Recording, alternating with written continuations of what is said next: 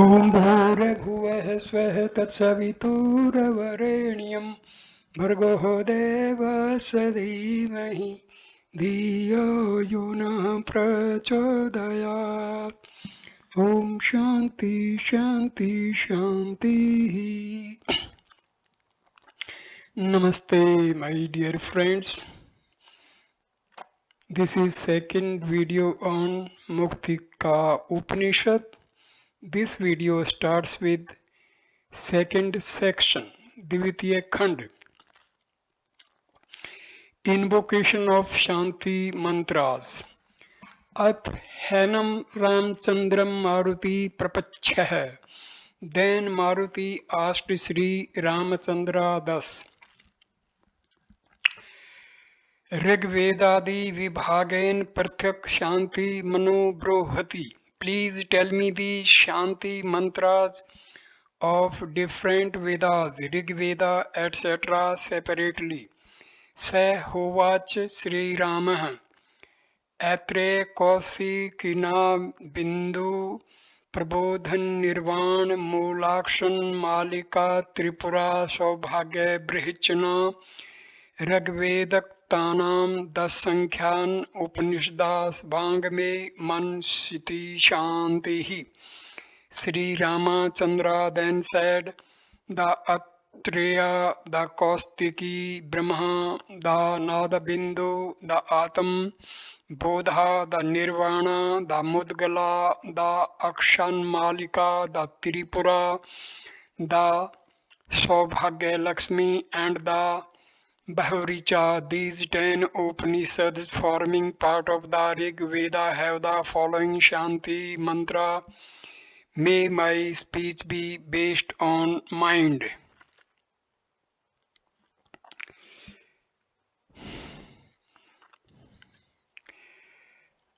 The Isvarasya, the Brihadarnika, the Jabala, the Hansa, the Pramhansa, the Subala, the Mantrika, the Niralamba, the Trisikhi Brahma, the Mandala Brahma,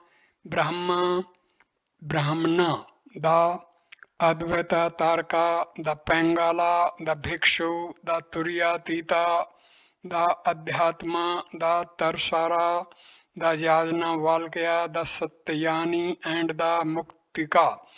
These 19 Upanishads forming part of the Shukla Yajurveda have this Shanti mantra. That Supreme Brahman is infinite. This qualified Brahman is infinite. The Kaivalya, the Taitiriya, the Brahma, the Kaivalya, the Svetasara, the Garbha, the Narayana, the Amrita Bindu, the Amritnad, the Kalam Rudra, the Aksuririka, the Sarvasara, the Shukra Rahasya, the Tejo Bindu, the Dhyan Bindu, the Brahma Vidya, the Yoga Tattva, the Dakshina Murti, the Shakanda, the Saririka, the Yoga Shikha, the Ekasara, the Akshi, the Katha Rudra, the Rudra Hridaya, the Yoga Kundalini, the Pancham Brahma, the Prana Agnihotra, the Vraha, the Kali Sansantarana, Saraswati Rahasya. These 32 Upanishads forming part of the Krishna Yajurveda have this Shanti mantra. May Brahma protect us, both the teacher and disciple. Stanza 4. The Canon, the Chandogya, the Aruni, the Maitrayani, the Maitreya, the Vajra Suchika, the Yoga Sundramani, the Vasudeva, the Maha, the Sansya, the Avyaktika, Kundika, the Savitri, the Rudraksha, the Jabala, Darshan, and the Jabali. These 16 Upanishads forming part of the Samveda have the following Shanti mantra. May my limbs, speech, vital force, eyes, ears, strength, and all organs grow vigorous. Stanza 5.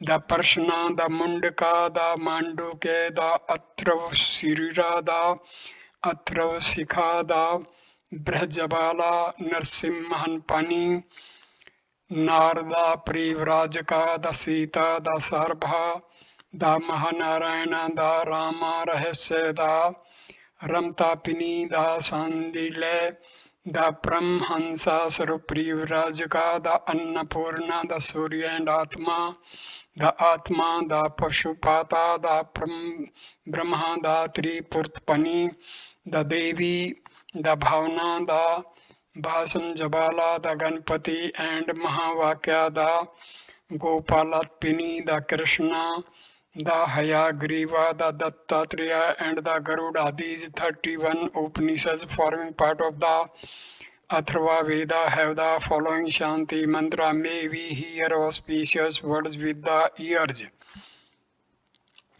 Stanza 6. Those people who are seekers of liberation and endowed with the four virtues, viz. Sama, Dama, Uparti, and Titiksha, should approach in traditional manner with gifts in the hands. A spiritual teacher who is faithful, belonging to a noble clan, well versed in the Vedas, follower of the sacred text, not a heterodox, engage in the welfare of all, full of compassion, and learn these 108 Upanishads in a traditional manner through continuous listening, reflection, and deep meditation. Then, upon effacement of all accumulated actions of the three bodies are destroyed, and a non-qualified state of perfection called Videha Mukti is attained, like the space in an earthen pot, which is non-different from the space outside. This indeed is Kaivalya Mukti, or absolute liberation. When the cause is removed, the effect also becomes non-existent. Here, accumulated actions are the cause of the embodied state, which is an effect. Knowledge of the Upanishads destroy this false identification of the soul, and it no longer identifies itself with the three bodies, which gross, subtle, and causal. In reality, knowledge does not destroy these three bodies, but because of non-identification with these three bodies, the soul is said to be in a disembodied state. A Videha Mukta also dwells in the body, but he is not identified with it. Because of want of any desire, the subtle body which is responsible for rebirth is said to be non-existent. Stanza 7. At-ev brahmlokastha api brahmmukhadve antarsarvanadi kritva ten sah kaivalyam labhante. अतः सर्वेषां केवल्य मुक्ति ज्ञान मार्गे मात्रेणोक्ता न क्रम सांख्य Yogopasanadi to Upnishad. Similarly, even in the Brahmaloka, the soul's apparently plural sense is used attain Videha Kavalam, disembodied state, only after hearing the knowledge of these Upanishads from his Brahma's mouth. Therefore, for everyone, Kaivalya Mukti is stated to be attainable through the path of knowledge alone, not through karma, rituals, Sankhya, Yoga, or worship. This is the Upanishad. People follow various paths to attain liberation. Some follow ritualistic philosophy of Purva Mimamsa. It has been very well proved that these rituals grant only heavenly pleasures and not immortality. There are some who believe in Sankhya philosophy, which does not accept any conscious being, Ishvara, as the cause of the creation, and affirms that both the souls, Purusha, and nature, Prakriti, are eternal. The Sankhya maintains that this knowledge of Purusha and Prakriti leads to liberation. We will have to go beyond this philosophy because it teaches plurality of souls and the eternal nature of three gunas, qualities. The followers of yoga philosophy hold that self-control, meditation and samadhi will lead to Kaivalya. This philosophy is similar to Sankhya, except that it believes in Ishvara as the cause of the universe. This is also a dualistic philosophy and not a perfect system for attaining Kaivalya Mukti. It has already been mentioned that worship of a personal god grants only Salokya, Samipya, Sarupya and Sayujya Mukti and not Kaivalya. This Salokya makes it very clear that the intuitive knowledge of the Upanishads alone grants absolute liberation. The Shruti also says that by knowing immortal here in this very body, there is no other path. Jnane pantha anyaya vidyate. Even in the Brahmaloka, absolute liberation is attained only after intuitively realizing the knowledge of the Upanishads. Iti Prathamo Adhyaya. Thus ends the first chapter of section 2. Divityo Adhyaya, chapter 2. Jivan Mukti and Videha Mukti.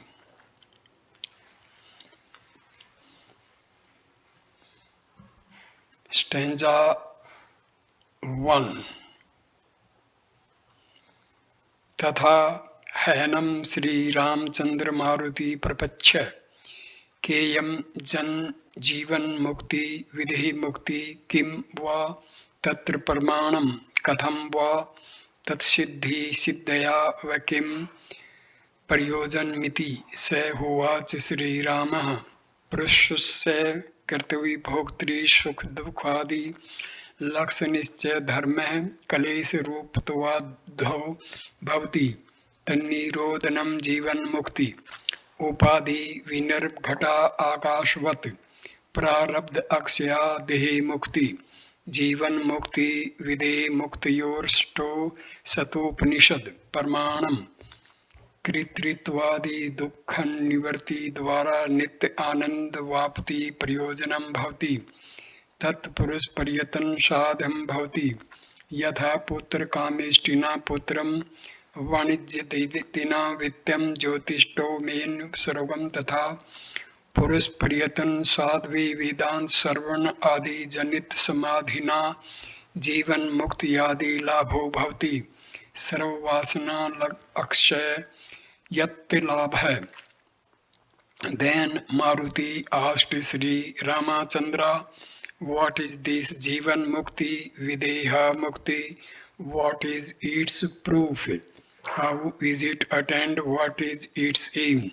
Sri Rama said, for a man there is bondage due to doership and enjoyership, please and pain, etc., pleasure and pain, etc., causing afflictions to chitta dharma.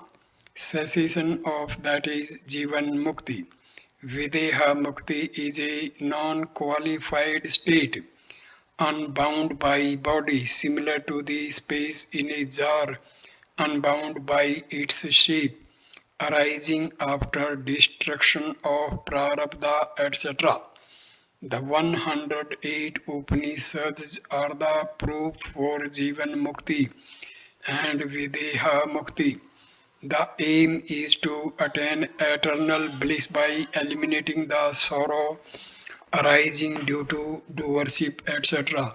This is attained through personal effort, just as a son is begot through putra, kameshti, sacrifice, wealth by trade, etc., and heaven by Jostoma, sacrifice. Similarly, Jivan Mukti, etc., is attained through Samadhi, which arises due to personal effort involving listening, reflection, and meditation, etc., of Vedanta. The result of this mukti is destruction of all vasanas, latent impressions, or cravings. Jivan Mukti is a state in which the soul constantly delights in the self, disappoints in the self, and performs works for the sake of the self alone. The Upanishads are the authority in describing the state of Jivan Mukti and Videha Mukti. The Chandogya Upanishad says that the one who is established in the self goes beyond all sorrows. Tarti Shokamva Vit. The Mundaka Upanishad, chapter 3, part 1, stanza 4 says that such a one is foremost among the knowers of Brahma. Atam Creed, Atam Rati, Kriyavanais Brahm Vidam Varishtah. True Chitta Dharma is to reflect on the self and inculcate the feeling that I am the self. But because of ignorance, the feeling of doership binds it and causes innumerable afflictions. Through vigorous personal effort, one can make the chitta free from all these afflictions. Then chitta dharma becomes natural. Our personal effort should be directed to acquire this chitta dharma.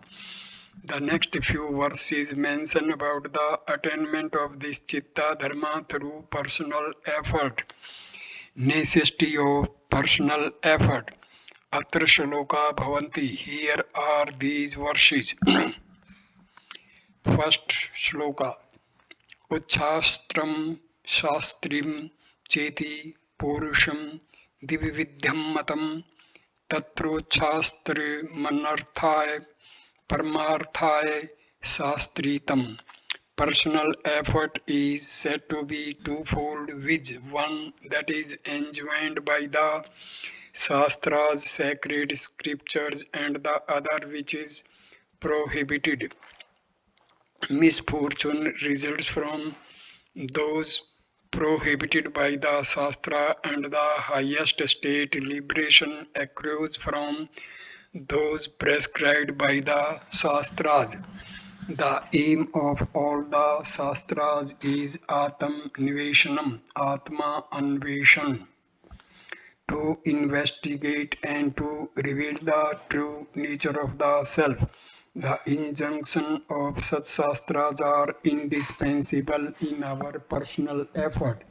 The Bhagavad Gita, chapter 16, stanza 23 also says thus: Ye Shastra Vidhi Mutisirjay Vartati Kam Karatah Ne se Siddhim Van Pranoti Ne Sukham Ne Param Gatim. Ignoring the precept of the scriptures, he who acts under the impulsive force of lust, he does not attain perfection, happiness, or the supreme goal. But following the injunctions of the Shastras alone will not lead to the highest goal. The true import of the injunctions of the Shastras is effacement of latent impressions of vasanas and dissolution of mind, manonasha, which makes the aspirant competent for the self-knowledge. The injunctions of the Shastras yield only limited results and are useful till one attains steadfastness in the self-knowledge. When one has attained steadfastness in self-knowledge, the injunctions of the Shastras become superfluous. The Lord also says in the Bhagavad Gita, chapter 2, stanza number 46, thus, यावनार्थे उद्पाने सर्वतः संपूर्ण उद्दके तावान सर्वेषु वेदेषु ब्राह्मणस्य विजानतः. To the Brahmana who has known the self, all the Vedas are as much useful as the water in a pond when there is a flood everywhere. Thus, the next verse shows the futility of extreme passion for injunction of the Shastras. Log Vasnaya Janto. This is stanza number 2. लोक वासनया जंतुः शास्त्र वासनया अपि च देह वासनया ज्ञानम यथा वन्नैव जायते. True knowledge does not arise in one due to latent worldly bodily impressions and also because of too much passion for the scriptures. Loka Vashna consists of the tendency to run after world or society for name, fame, position, etc.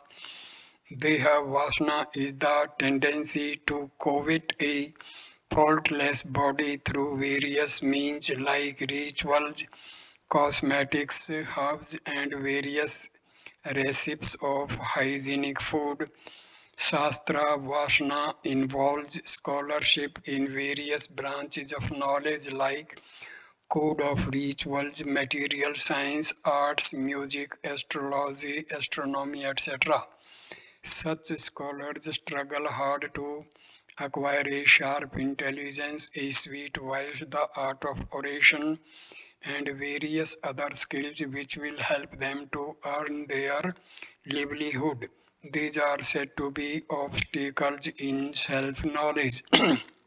Stanza 3.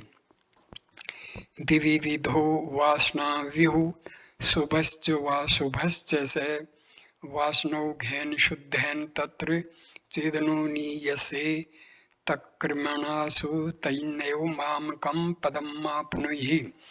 The whole realm of vasanas is of two kinds, which good and evil. Of the two, if you are led by the good, then gradually in that manner, independent of any other effort, you will attain my state. Good vasana is the desire to be free from the worldly bondage, giving up all false impressions related to the body like caste, clan, lineage, physical characteristics, etc., world, social status, profession, name, fame, etc., and Shastra's scholarship in various branches of knowledge, desire to worship personal deity through various rituals, etc., and inculcating the feeling that I am Brahma is said to be the good Vasana. All other Vasanas like Loka Vasana, Shastra Vasana, and Deha Vasana are said to be bad. Prompted by the good Vasana, a person makes a vigorous effort to know the self, to efface the latent impressions, and for the dissolution of the mind. This type of personal effort leads to Jivan Mukti.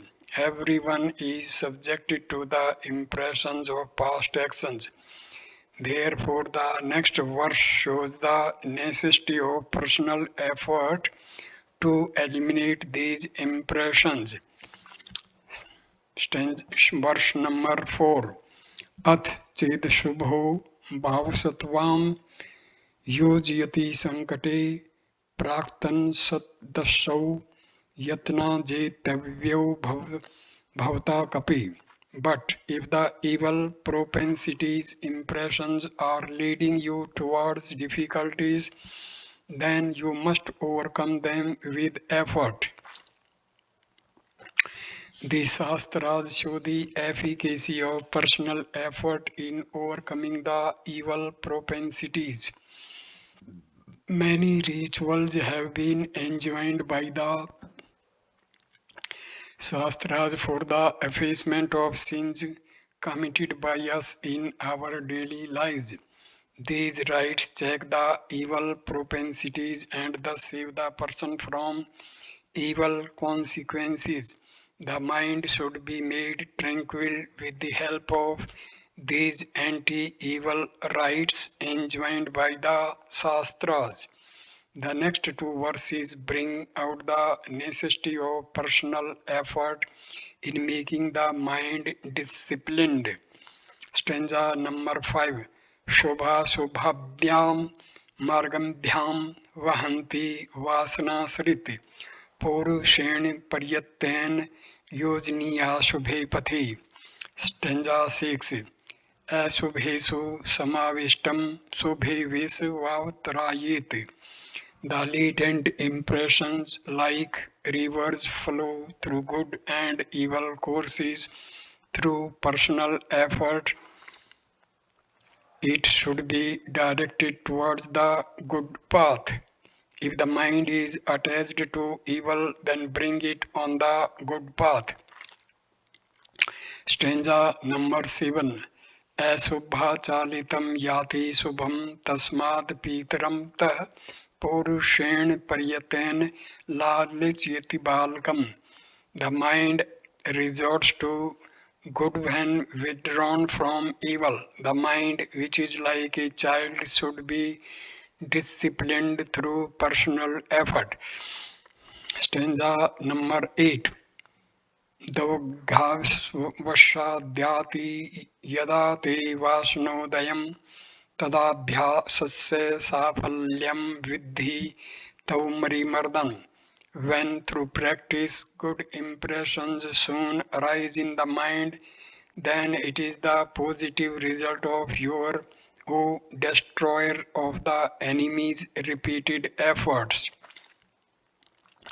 One should not doubt if the mind is tamed soon after spiritual practices. Quick success may come because of the result of the repeated efforts in many previous births. However, if Siddhi is attained soon through spiritual practices like Japa Yoga, Raja Yoga, etc., one should continue to engage oneself in acquiring good impressions. The next verse justifies such practice because it is harmless in nature. Stanza 9.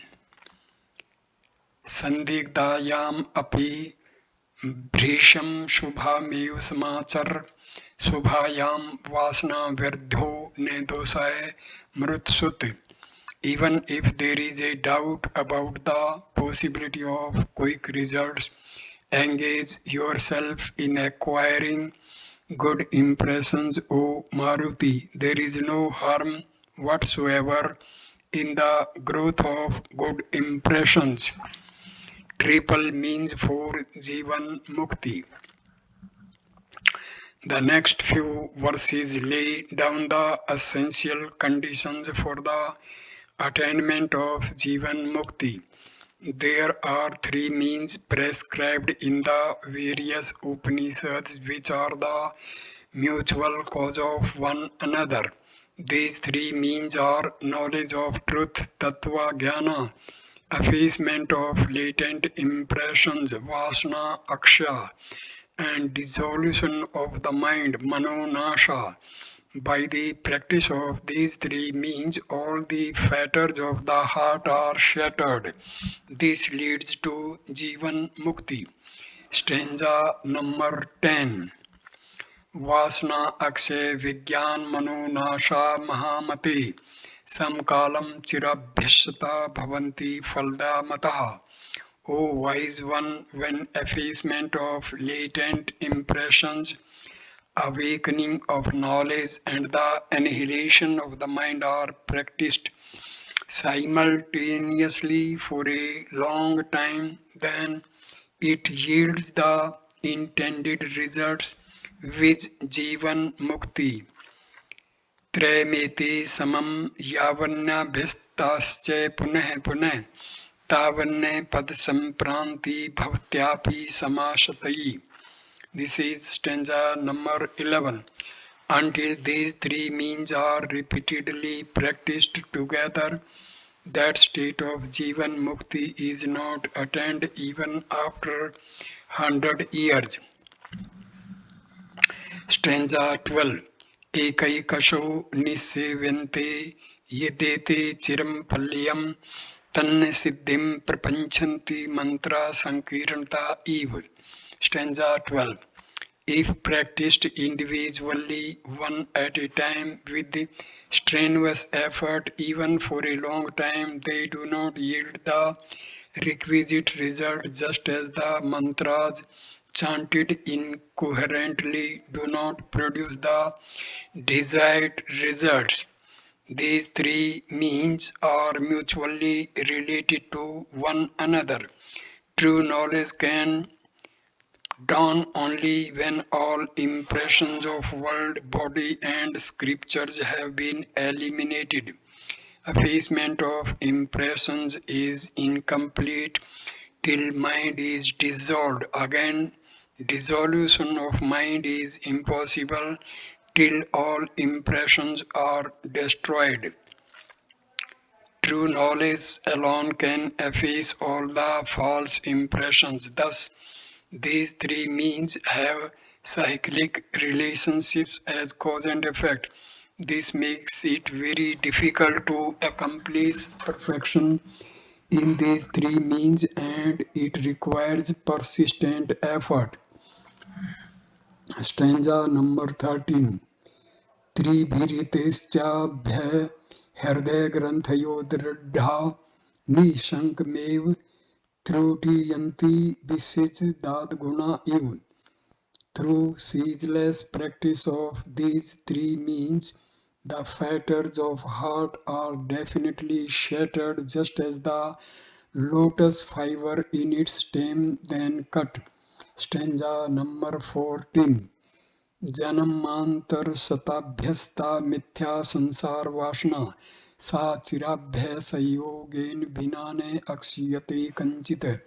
The false worldly impressions accumulated over 100 births cannot be destroyed without continuous practice. Stanza 15. Tasmat somme paryaten parushena vivekina bhogichham turast taktva trimev samasre. Therefore, O noble one, a discriminating person firmly gives up the desire of enjoyment from a safe distance. Through self-effort and practices these three, worldly impressions are never uprooted through self-indulgence. Self-restraint is the only way for effacement of impressions and dissolution of the mind. The Manusmriti also says that impressions, desires are never quenched through enjoyment. It only increases the cravings, just as fire grows more when ghee, clarified butter, is poured into it. This Upanishad categorically refutes the common belief of modern psychologists and many medical doctors that self-restraint leads to physical and mental disorder. The Upanishad exhorts the aspirant to renounce all the desires and be liberated in life. Effacement of latent impressions, desires. Stanza number 16. Tasmadvasanaya yuktam mano badhyam vidurbudha samyak vasanaya tyaktam mukti mityabhidhiyate mano nirvasan bhi vamachrasho mahakapi. Therefore, the wise perceive the mind under bondage due to desires, impressions. It is considered to be liberated when free from desire entirely. O Hanuman, strive to attain impressions-free mind. Stanza number 17. Samyag alochnath satyad vasana parviliyate vasana viliye chetah samya yati deepavatah. Desires impressions get obliterated by discerning the truth absolutely. The desires being effaced without a trace, the mind gets extinguished like a lamp without oil. Stanza number 18. वासनां संपृतज्य मयि चिन्मात्र विग्रहे यस्तिष्ठति गतविग्रह सोहम सच्चित् सुखात्मकः. He who by giving up the desires entirely meditates on my transcendental form free from agitations, he is one with my self-being awareness and bliss. Stanza number 19. Samadhi mat karmani ma karotu karotu va hridayanath sarveho mukte evottmashah. That noble soul who is bereft of desires in the heart is indeed liberated, whether he performs or does not perform meditation or rituals. Neskarmen ne tasyarthe satya shartho asti ne karam bhi ne samadhan japyabhyam yasya nirvasanam manah. He whose mind is desireless has no necessity to perform actions or refrain from actions, nor he has any need of meditation or japa, mental repetition of sacred mystical formula. Stanza 21. Vicharit malam shastram chirmudgrahitam mith satya vaktavasnam nadrite nastu uttam padam. The essence of all scriptural deliberation and synthesis of all diverse views is that there is no higher state than the state of a sage who has renounced all desires. Stanza 22. Vasna हीनमप्य अक्षुरादि इंद्रिय सवतः परवर्तते बहि स्वार्थे वासना नात्र कारणम. Even though desireless, these sense organs like eye, etc., function instinctively amidst external objects. Desire is not the cause of such activities of the sense organs. Thus, for a sage whose mind is desireless, sense organs continue to function as normal and the body does not become lifeless. His mind ceases from all activities and attains a state of inaction, but not the sense organs. Stanza 23. Ayatnopante vakshi Dagdraveshu yatha punah niragmev patati tadvat karyesu dhiradhi. Just as the eyes fall voluntarily without attachment on the approaching objects on the horizon for showing the way, so the mind of wise man functions in everyday life voluntarily without attachment to the world. The desireless mind of the wise person ever remains tranquil in spite of performing everyday activities for the sustenance of life. He engages himself in selfless activities, but he is not afflicted by the plight of the people to the least extent because of the absence of any attachment to the world. Stanza 24. भाव संवित प्रकटिता अनुरूपाम च मारुते चित्सयो उपरमाम वासनाम मुनियो विदु. O Maruti, the sages know about the other creation of the mind due to desire which is manifested by the consciousness. Stanza 25. दृढ़ अभ्यस्ते पदार्थकं भावना दत्ति चंचलम चित्तम संजायते जन्म जरा मरण कारणम. Intense thought, desire of objects makes the mind wavering. Agitation, literal meaning growth of the mind causes birth, old age and death. Stanza 26. वासना वेशतः प्राण स्पंदन तेन च वासना क्रियते चीद बीजस्य तेन बीजाड कुर्करम. Because of desires, impressions, there is pulsation of prana, life force, and by pulsation of prana arises desires, impressions like seed and sprout series. Stanza 27. द्वे बीजे चित्त वृक्षस्य प्राण स्पंदन वासने एकस्मिश्च तयो अक्षिणे अक्षिप्रम द्वे अपि नश्यतः. Life force and desires are the two seeds for the mind tree.